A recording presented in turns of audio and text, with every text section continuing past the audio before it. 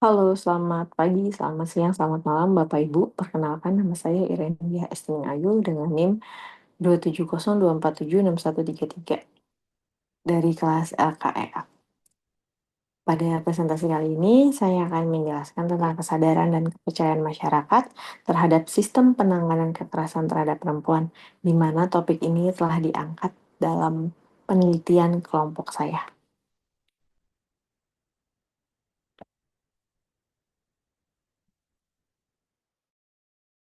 Baik, yang pertama, latar belakang dari penelitian ini yaitu kekerasan terhadap perempuan di Indonesia merupakan masalah serius yang memperdalam ketimpangan sosial dan berkaitan langsung dengan tujuan pembangunan berkelanjutan atau SGD pada poin 10 tentang pengurangan kesenjangan.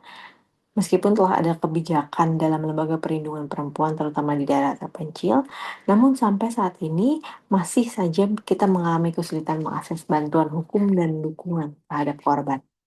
Ketidaksetaraan ini diperburuk oleh kurangnya informasi, sarana komunikasi, serta rendahnya kepercayaan terhadap sistem hukum. Selain itu, faktor budaya patriarki juga menjadi penghambat perempuan untuk melapor karena rasa takut, malu, dan stigma sosial yang telah melekat di benak masyarakat. Akibatnya, perempuan tetap terjebak dalam situasi kekerasan yang memperparah ketimpangan gender saat ini. Sehingga untuk mengatasi hal ini perlu peningkatan kesadaran, perbaikan akses terhadap perlindungan dan reformasi sistem hukum agar lebih inklusif dan adil bagi perempuan di Indonesia.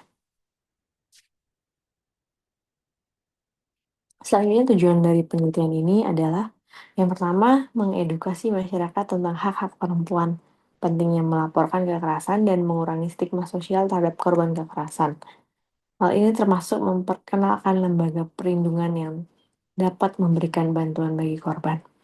Tujuan yang kedua yaitu mendorong perbaikan sistem perlindungan dengan meningkatkan akses layanan di daerah terpencil, serta melatih aparat penegak hukum agar lebih responsif terhadap korban kekerasan.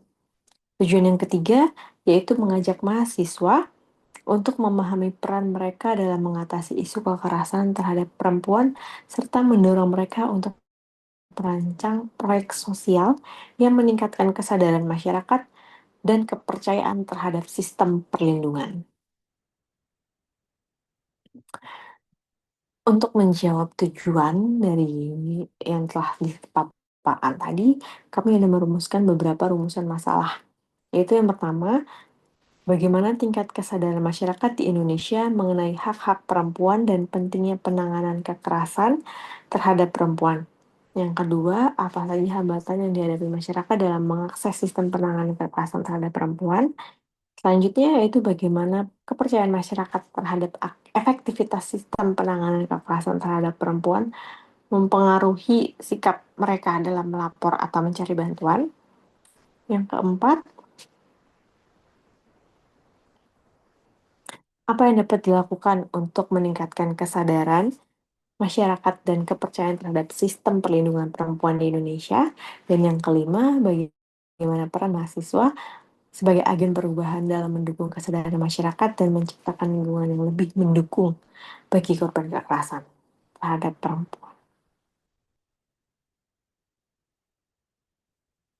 Selanjutnya hasil penelitian kami menunjukkan bahwa sampai saat ini masih sangat marak kasus kekerasan pada perempuan, bahkan hampir tiap hari ada berita yang memberitakan bahwa terjadi kekerasan terhadap perempuan baik secara verbal maupun fisik, baik di daerah perkotaan maupun di daerah yang terpencil atau bahkan di pedesaan atau dalam kata lain di pedesaan.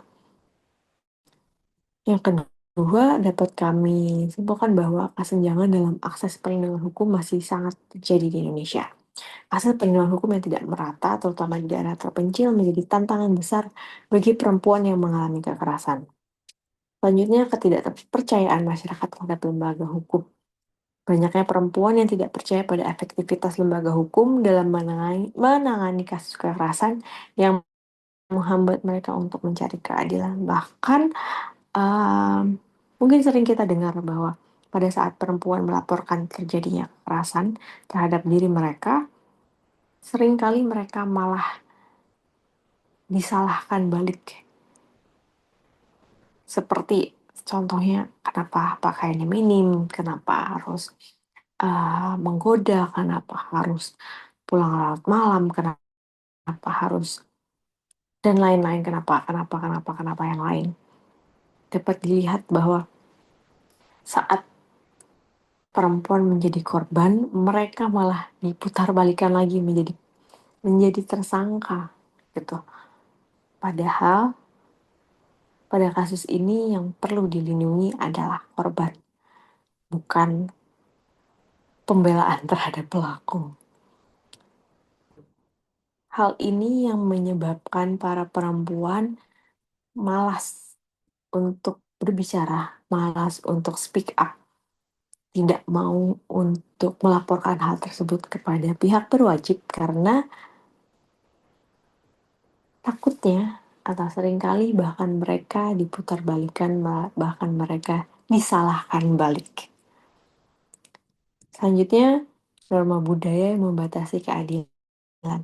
Norma-norma budaya yang berlaku seringkali menjadi penghalang bagi perempuan dalam mengakses keadilan dan perlindungan hukum. Seperti yang telah disebutkan tadi, budaya patriarki yang masih sangat kental di Indonesia itu menyebabkan perempuan kehilangan haknya untuk berbicara. Mereka dibatasi oleh stigma-stigma bahwa perempuan harusnya lemah lembut, perempuan harus taat, perempuan tidak lebih baik dari laki-laki. Stigma-stigma inilah yang kadang membuat para perempuan menjadi rendah diri, menjadi tidak mau speak up gitu terhadap tentang perasaan-perasaan yang mereka alami, terutama pada saat mereka mengalami kekerasan seksual. Kesimpulan yang dapat kami simpulkan dari penelitian ini yaitu proyek ini menunjukkan bahwa kesadaran masyarakat dan tingkat kepercayaan terhadap sistem penanganan kekerasan terhadap perempuan masih sangat rendah, terutama di wilayah non-perkotaan.